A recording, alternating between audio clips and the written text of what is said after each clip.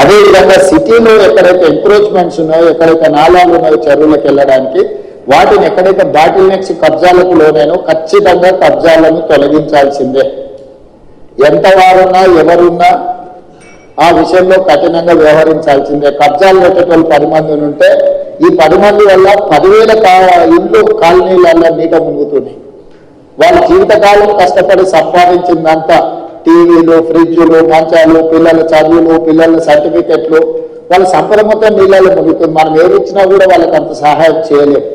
కాబట్టి దయచేసి ఈ విషయంలో అధికారులు స్పష్టతతో కూడుకున్న నిర్ణయాలు తీసుకొని ముందుకు వెళ్లాల్సిందే.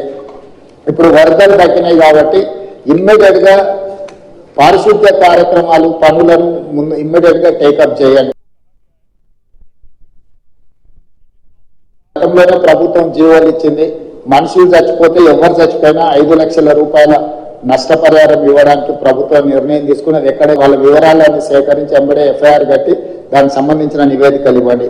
అదేవిధంగా పశు సంపద, ముఖ్యంగా మేకలు కానీ పశువులు కానీ, మేకలు ఇవి చచ్చిపోతే 5,000, ఆవులు, బర్రెలు ఈ పెద్దవి ఏవైనా చచ్చిపోతే మనం 50,000 రూపాయలు, వాటిని కూడా ఎంబడే అంచనా వేసి ఏ ఒక్కరికి కూడా ఇబ్బంది జరగకుండా చూడండి.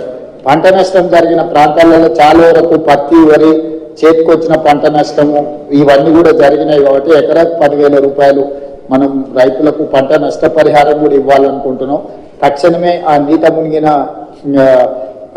పొలాలను, ఇసుక మేటలు పేర్కొన్న దగ్గర మనకు ఎన్ఆర్ఈజిఎస్ లో స్పెషల్ ప్యాకేజెస్ ఉన్నాయి. ఆ ఇసుక మొత్తం తొలగించడానికి ఎకరాకు 10,000 కాదు, ఎకరాకు 1,00,000 కూడా మనము ఎన్ఆర్ఈజిఎస్ లో తీసుకోవచ్చు. కాబట్టి ఎన్ఆర్ఈజిఎస్ కు సంబంధించిన పంచాయతీరాజ్ వాళ్ళు కూడా మీరు తక్షణమే దాని మీద దృష్టి పెట్టి అంచనాలు వేసి ఆ ఇసుక మేటలు పేర్కొన్న రైతులను ఆదుకోవడానికి కూడా దానికి కావాల్సిన అంచనాలు చేయండి.